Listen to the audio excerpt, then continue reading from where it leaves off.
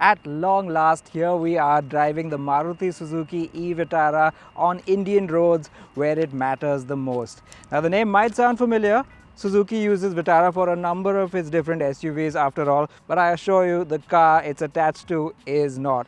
Because this is after all Maruti Suzuki's first ever electric vehicle for India, and they're not targeting the compact mass market segments where they dominate. Oh no, they're going straight for the jugular, the mid-size electric SUV segment. Now it's always interesting when the market leader goes into a new segment because it has its implications for where that segment goes next. Will that be the case with the e-Vitara? We'll have to wait and see, but for now one thing's very clear. This SUV has a lot riding on its broad sculpted shoulders, more so than you may think, because while Maruti may be the market leader overall, when it comes to electric cars, they've got some catching up to do.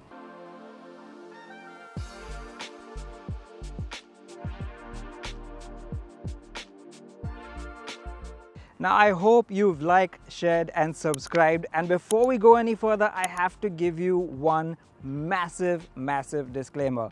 While this car has been around for quite a while, it made its global debut in November last year, its India debut at the Auto Expo in January this year, it went into production sometime in the middle of the year, and it's already on sale in a number of different countries while being produced here in India. It hasn't yet gone on sale in India itself. That's right, we don't have prices for this car and they will only be revealed in 2026. What's more, here we are at the press drive and Maruti Suzuki hasn't been able to provide us with any specs or feature information. So while we can speculate based on the UK car, which Sergius drove a little while ago, check out that video if you haven't, a lot of this review will be assumption and speculation. So let us know what you think down in the comments, and we'll do our best to give you the most detailed review we can. Yes, it's incredibly odd that Maruti hasn't finalized specifications for its all-important EV 4 months after production began, but you make of that what you will. What we can tell you is about everything we get to see or experience, so that's what we're going to do, starting with the looks. Now when it comes to the design and styling of this car, I think it's a good mix of the familiar and the all-new. There is a bit of Suzuki design language in there, but of course this is a brand new look that you won't see on any other Maruti Suzuki vehicle. Now Maruti Suzuki says this new platform called Heartect E is a born electric platform, but I do have my doubts because for one, it's front wheel drive and born electric platforms don't need to do that. And there's no frunk underneath there, just some electronic gubbins. But that aside, they've taken the opportunity to design and style it completely differently. It's got quite a lot of musculature to it. The front is obviously closed off because it doesn't need a conventional grille. It's got this bulge in the bonnet, and down here you'll find this thick, chunky plastic cladding. There's a camera and the radar module down there, and while the cladding does give it that butch look, I feel like it lacks that wow factor that people kind of expect in an EV. Tell me what you think down in the comments. But I feel like a more technical look would have served this EV well. Over the sides, I like this unique on its side Y-shaped DRL. That's going to be a signature of this car that you'll see in your rear view mirror, and the headlight projector is in there. Down here you'll find the fog lamps with a little bit of silver accenture, and as you move around the side you'll see more of that cladding over the wheel arches. Here's where you'll find the charging port, flips open right there. And under the chunky cladded wheel arches, you'll find a set of 18-inch wheels. Now, in Europe, Suzuki offers the e-Vitara with 19-inch wheels, but even these 18s look nice and big. I think they're the biggest on any Maruti Suzuki on offer in India. Correct me if I'm wrong. The tires are 225/55 R18s, and that gives it a good amount of sidewall. Let's see how that works out on the road. A bit more sculpture in the doors, again loads of cladding down here, and once again I feel like a more technical or techie look would work better for an EV, not the sort of rugged thing that you'd find on a Jimny perhaps, but that's just me. Tell me what you think. And up here you'll find a rising belt line, a big chunky haunch over here, and the rear door handle is up here like in the old Swift.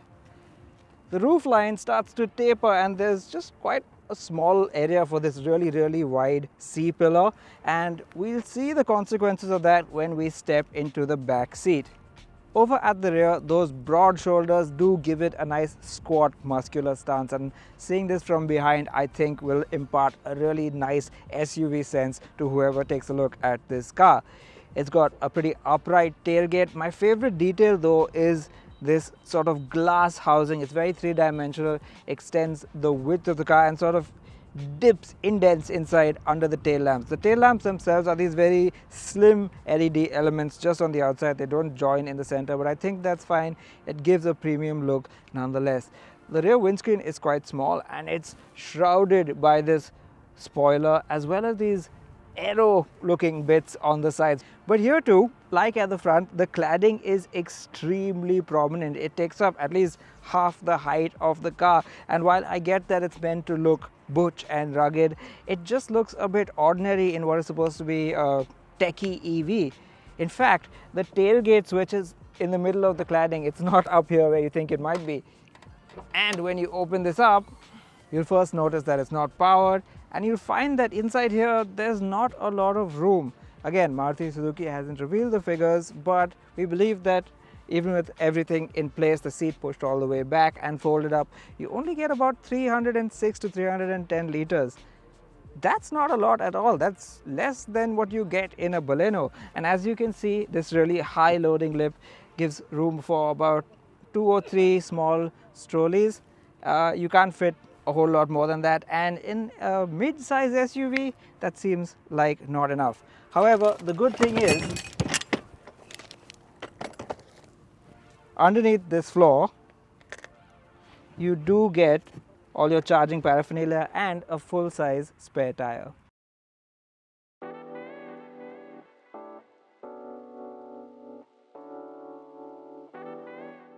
The cockpit of the e-Vitara is where I think it has made the most appreciable improvement when it comes to Maruti interiors, and frankly this sets a new standard of both design and quality for Maruti Suzuki, which I hope filters down into all the other models to come.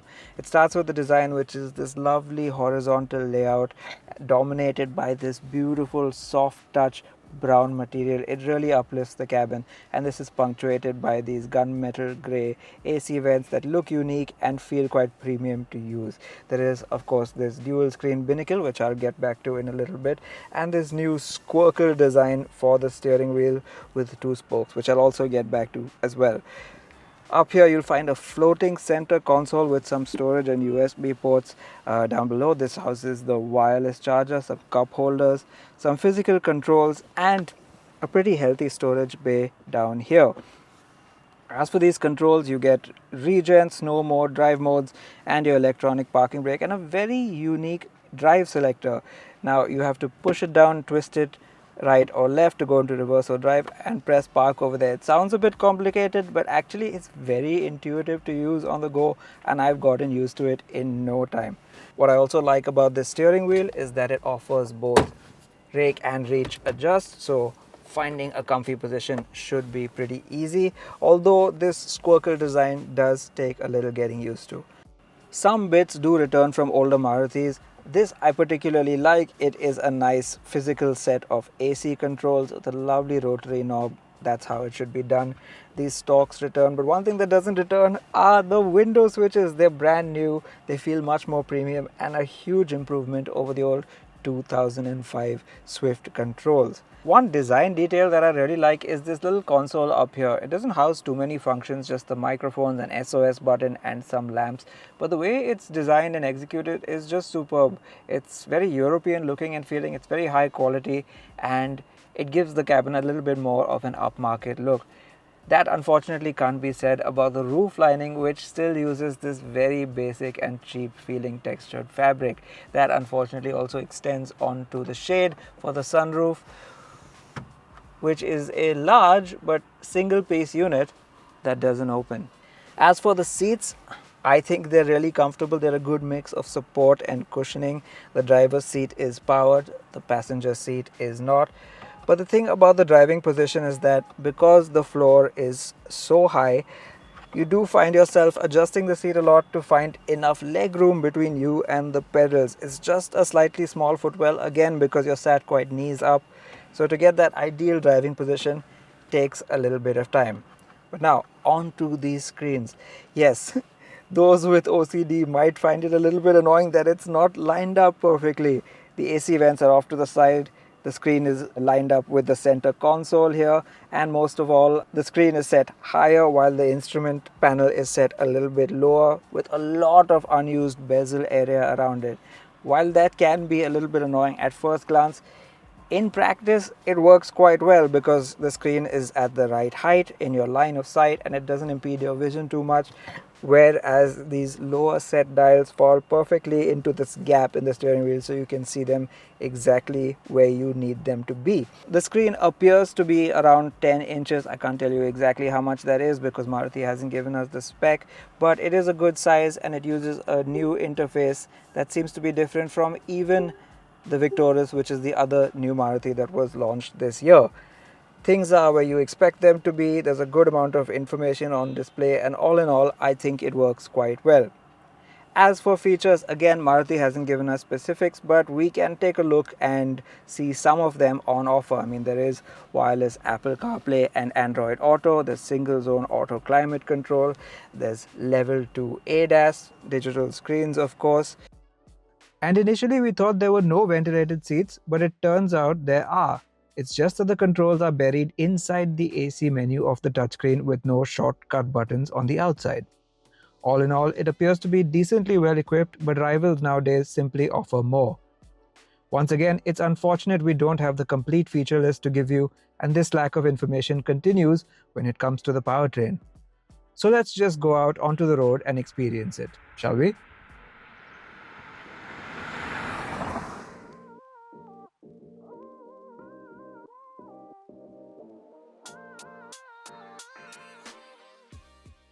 Now, as per the UK spec car, the front motor produced either 144 horsepower or 174.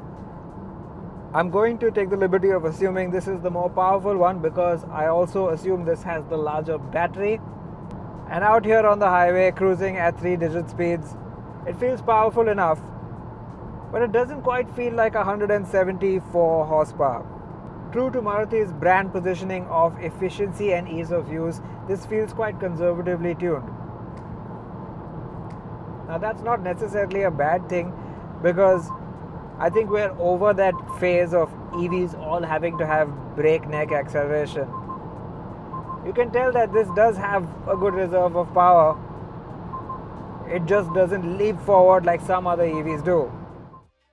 We did a quick test with our testing equipment and the Vitara managed a 0 to 100 time of 9.25 seconds, which is on par with the Tata Curve EV. But there are other EVs that are quicker. It does have 3 drive modes, Eco, Normal and Sport. And there is some difference, although it's not that vast between each of the drive modes. I found Eco mode to be the least appealing of the lot because in its attempt to dull power, it made the progress less smooth, and frankly, normal mode worked a whole lot better in that respect. Sport, meanwhile, adds a bit more pep, but it's a marginal amount and it's not particularly noticeable, certainly not out here on the highway. So in normal mode, at least, acceleration and the build of performance is smooth, it's progressive, it's not spiky, which I like. And though it doesn't have too much character, I think that's perfectly fine in a car like this. It's not attempting to be anything that it's not. At low speeds, it's also accompanied by a nice humming sound, which is typical of an EV, and that just reminds you of the acceleration that you're making. However, out here at speed, that is all overwhelmed by a considerable amount of road and wind noise. It's out here that I can also tell you that the ADAS systems work really well. They're nicely calibrated, not overly sensitive, much like we saw in the Victoris. The lane keep assist only lightly nudges at the steering wheel. The auto emergency braking doesn't cut in too early, and the dynamic cruise control does well to keep a distance from the vehicle ahead.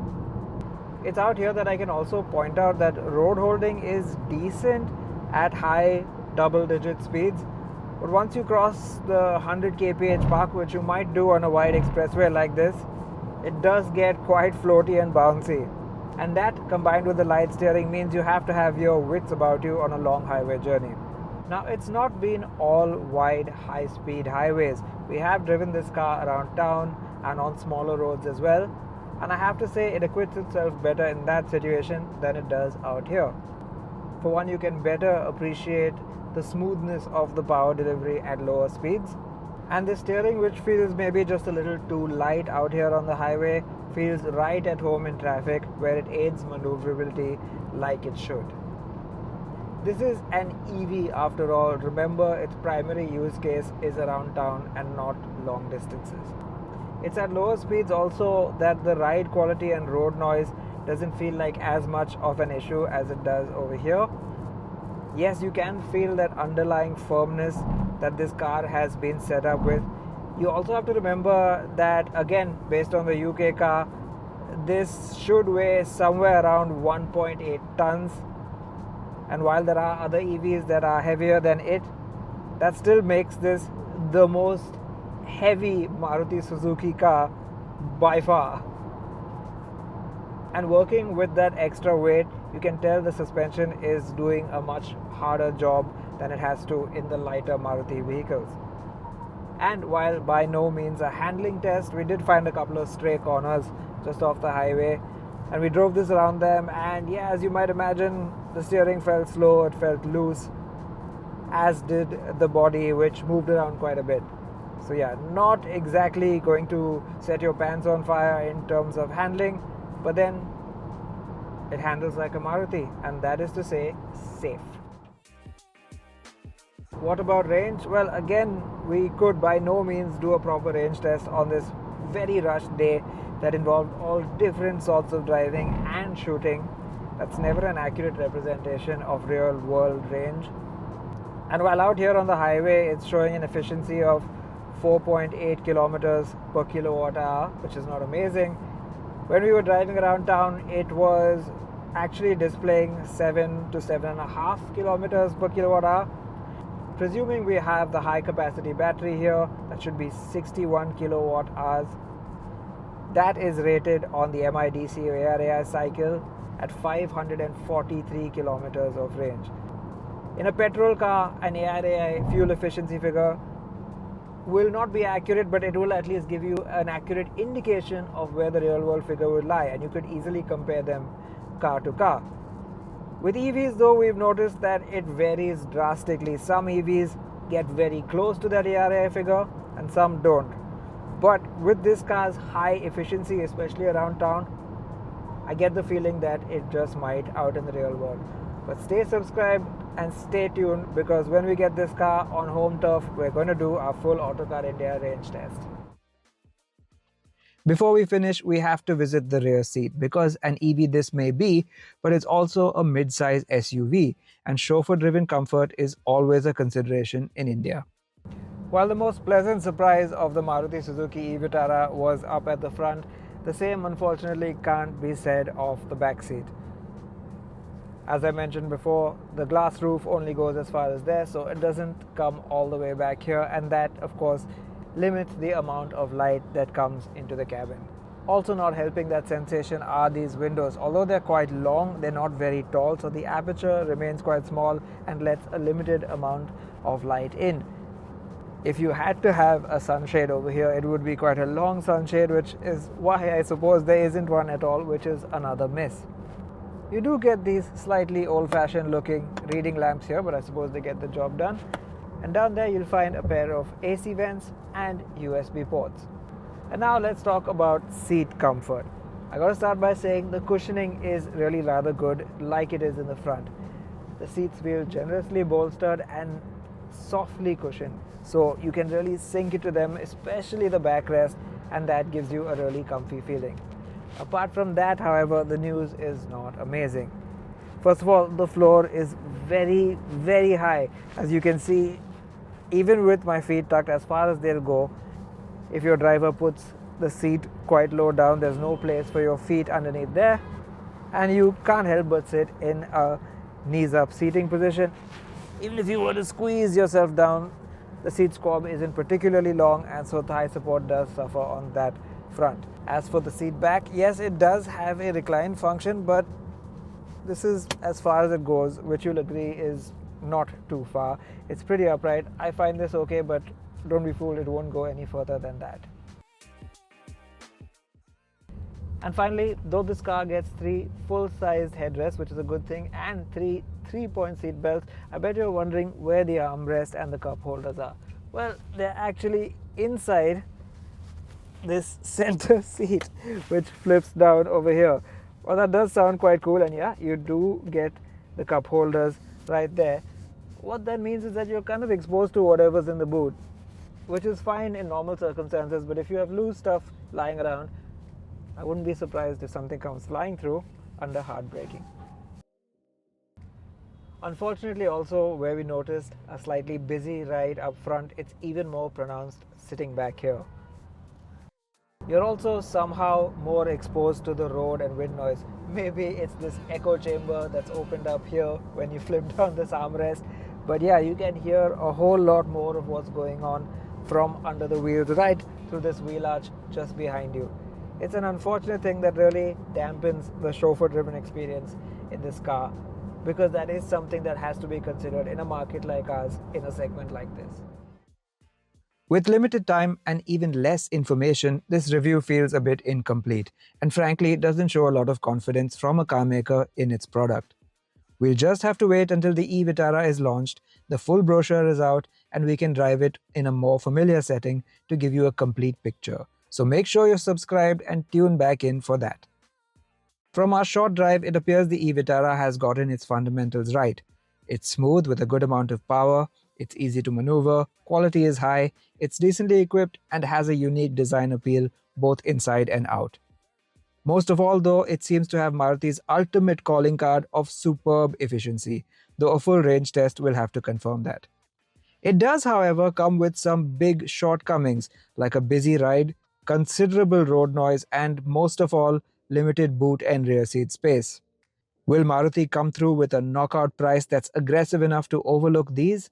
Only time will tell, but one thing's for sure, EVs have seriously disrupted the market, with legacy players and new upstarts duking it out on an equal footing.